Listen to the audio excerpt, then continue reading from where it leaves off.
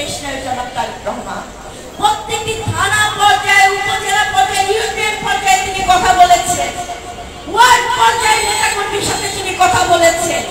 কেন বলেছেন? কেন? আমি যতগুলো নাম এখন বলতে পারবো, এরকম অনেক নাম অনেকে বলতে পারবে না। কেন? কারণ আমার সংক্ষিপ্ততা যত বেশি, আমি তত বেশি নাম বলতে পারবো। আরেকজন পারবে না, তার সংক্ষিপ্ততা অত বেশি না। এখন দেশনায়ক জনাব তারেক রহমান যে পর্যায়ে সংক্ষিপ্ত করে ফেলেছেন, ওয়ার্ড পর্যায়ে তাকে কারণ মানে কারোর কাছ থেকে তার কোনো নেওয়া লাগবে না।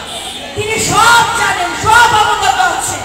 তাই তার বাহানা এদিক ওদিক ছোটাছুটি না করে জনকল্যাণে কাজ করতে হবে এবং দলের পতাকা দলে ঐক্যবদ্ধ থাকতে হবে। ভাইয়েরা, পতাকা দলে যদি ঐক্যবদ্ধ না থাকে, আপনার হেডান দিয়ে, আপনার আধিপত্য দিয়ে, আপনার ক্যাডেট বাহিনী দিয়ে আপনি ওই দেশে কোনো কিছু করতে পারবেন না, কিচ্ছু করতে পারবেন না। তাই আমরা বলি যে যারা আমরা কষ্ট করি, কাজ করি, আমরা কেন দলের কাছ থেকে চেয়ে নেব? ভাই, আমাদেরকে দল পুরস্কৃত করবে, আমার কর্মের মূল্যায়ন করবে। ওটা কখনো চেয়ে নিতে হয় না, ওটা আপনার জন্য নির্ধারিত হয়ে যায় আপনার কর্মের মাধ্যমে। আবার আরেকটা কথা বলবো আপনাদের, কেরানীগঞ্জে কোন সাধারণ মানুষ, যেটা বলেছেন আলী বাবু ভাই বলে গেল, কোন ব্যবসায়ী যেন ব্যবসা করতে যায় বেগ পেতে না হয়। কোন ব্যবসায়ী থেকে যেন আপনার পকেটে টাকা দিয়ে তার ব্যবসা পরিচালনা করতে না হয়। এগুলো খুব বিচক্ষণতার সাথে দেখবেন। আমাদের কিছু স্বল্প আয়ের লোকজন আছে যারা একটা ভ্যানে কাপড় বিক্রি করে তার পরিবার পরিচালনা করে। আমরা যানজটের কারণে আমাদের মালিক সমিতির পক্ষ থেকে ফুটপাতের ইটটা আমরা 2 দিন করে দেওয়া হয়েছে। আপনারা সবাই মিলে বসবেন, প্রশাসনের লোকদেরকে নিয়ে বসবেন, এই স্বল্প আয়ের মানুষ যেন ভালোভাবে জীবন যাপন করতে পারে তাদেরকে সহযোগিতা করে দেবেন, একটা জায়গা করে দেবেন সাপ্তাহিক ভিত্তিক। কিন্তু তাদের কাছ থেকে কোন ধরনের সুবিধা পাওয়ার চেষ্টা কেউ করবেন না, প্রত্যাশাও করবেন না। এটা জনগণকে বাঁচাতে হবে। জনগণ আমাদের সবচেয়ে বড় শক্তি। জনগণ বেঁচে থাকলে আমরা বেঁচে থাকতে পারবো। ভাইরা, আবার অনেক অভিযোগ আসে, ওই পারে টাকা নিয়ে হয়, এই পারে নাকি টাকা নেওয়া হয়। আপনারা এগুলো তদারকি করবেন এবং যেখানে কোনো ব্যত্যয় ঘটবে অবশ্যই আপনারা আইন শৃঙ্খলা বাহিনী সহযোগিতা করবেন। এবং এই রোজা রমজান মাসে আমাদের আইন শৃঙ্খলার অবস্থান স্বাভাবিক রাখার জন্য আমাদেরকে আইন শৃঙ্খলা বাহিনীকে সহযোগিতা করতে হবে। রাতে আপনারা টিম করে করে পাহারা দেবেন, আপনার মার্কেট জোনগুলোতে পাহারা দেবেন, যাতে কোনো চিন্তায় রাহাজারিতে কোনো মানুষ যেন ক্ষয়ক্ষতি না হয়। এই সন্ত্রাসকে রুখে দিতে হবে, মাদক সেবীদেরকে রুখে দিতে হবে, চোর বাটপারদেরকে রুখে দিতে হবে। ভাইয়েরা, এই সব কিছু সম্ভব ঐক্যবদ্ধ সম্মিলিত প্রচেষ্টার মাধ্যমে। এবং আপনাদের সকলের কাছে আমি সহযোগিতা আবারও চাচ্ছি থানা বিএনপির পক্ষ থেকে। কারণ আপনারা সহযোগিতা না করলে আমরা ভাই অচল হয়ে যাব। আপনারা সবাই যদি আমাদেরকে সহযোগিতা করেন, আমার মনে হয় আপনাদের আগামী পথ আমরা সবাই মিলে একটি সুন্দর সমৃদ্ধ এবং জনগণের বাংলাদেশ করতে পারবো। দেশনায়ক জনাব তারেক রহমানের নেতৃত্বে, দেশনেত্রী বেগম খালেদা জিয়ার নেতৃত্বে। এবং এই কেরানীগঞ্জ মাদক মুক্ত, সন্ত্রাস মুক্ত, ভূমিদস্যু মুক্ত এই কেরানীগঞ্জ হবে জনগণের স্বপ্নের আবাসভূমি আমাদের নেতা বাবু ঈশ্বরচন্দ্র রায়ের নেতৃত্বে।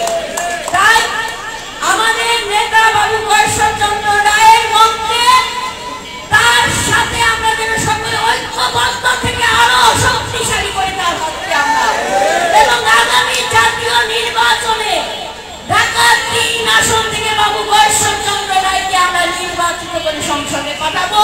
জনগণের কল্যাণে, জনগণের পক্ষ থেকে আমাদের হয়ে কথা বলবেন সংসদে।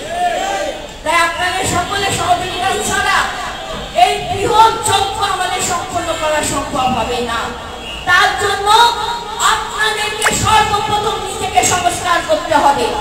আপনার কথাবার্তা, আপনার পোশাক পরিধানে, আপনার কমিউনিকেশনে, আপনার চলাফেরা, আপনার সততার পরিচয় দিতে হবে। জনগণ যেন আপনাকে দেখে বলে যে বিএনপির একজন কর্মী, বিএনপির একজন নেতা, যিনি আমাদের পাশে জনকল্যাণে। আপনারা হাঁটবেন, মানুষের সাথে কথা বলবেন, একটা দোকানে বসবেন, এক কাপ চা খাবেন, 10 জনকে নিয়ে খাওয়াবেন, আর আপনি বেশি দামি জিনিস খাবেন না। আপনারা দরকার কি 5 স্টার হোটেলে যাওয়া দরকার কি? আপনার পাসপোর্টে যাওয়া দরকার নাই। আপনি ওই সিঙ্গারার যে দোকানটা আছে ওই সিঙ্গারা খাবেন, আরো 10 জন কর্মী নিয়ে আরো 10 জন সাধারণ জনগণকে আপনি এক কাপ করে চা খাওয়াবেন। এইগুলো হচ্ছে জনসম্পৃক্ত কাজ। আপনি যখন ইফতার করবেন, আপনি একটা বাজারে আমাদের যুবদল ছাত্রদল বসবে, সাধারণ জনগণকে সেখানে আনবে এবং তাদেরকে আপনারা ইফতারটা পৌঁছে দেবেন। আমাদের নেতা বাবু বৈশ্বচন্দ্র রায়, তিনি 377টি মসজিদ আছে আমাদের অত্র এই কেরানীগঞ্জ ঢাকা থেকে। এই মসজিদগুলো ইমাম সাহেব এবং ওয়াজিব সাহেবের জন্য যে পাঞ্জাবি দিয়েছে, আপনারা একজন একজন কর্মীদের পাঠিয়ে দেবেন না দয়া করে। আমার সিনিয়র নেতারা আগানো করে সবাই আপনারা যাবেন, এই ওয়াজিব সাহেবের হাতে আপনারা এই উপহার সামগ্রীটা পৌঁছে দেবেন। একইভাবে আপনারা যখন ইফতার সামগ্রী বিতরণ করেন, কোনো মানুষের জাস্ট একটা মানুষকে আপ্যায়ন যেভাবে করা যায়, সর্বোচ্চটা দিয়ে আনন্দের সাথে সততা নিয়ে যে আপনি এটা এই ইসলাম সাধনার মাসে আপনি একজন কি বলে রোজাদার মানুষকে ইফতার করাচ্ছেন, সেটা যেন আপনার আন্তরিকতার সাথে করাবেন বিএনপির পক্ষ থেকে। তার জন্য আপনারা সজাগ থাকবেন যেন ওই রোজাদার মানুষ ইফতার করতে এসে কোনো অসন্তুষ্টি না হয়। আপনি অল্প মানুষ নিয়ে করেন, তাও ভালো, সুশৃঙ্খল ভাবে করেন, যেন সেটা মানুষের ভিতরে দাগ কেটে দেয়। এমন কিছু করেন যেন মানুষ বলে না, আমরা বিএনপির কাছে যে প্রত্যাশা করেছি, বিএনপি আমাদের সেই প্রত্যাশা পূরণে সক্ষম। ভাইরা, তারেক রহমান আগামী দিনে বাংলাদেশ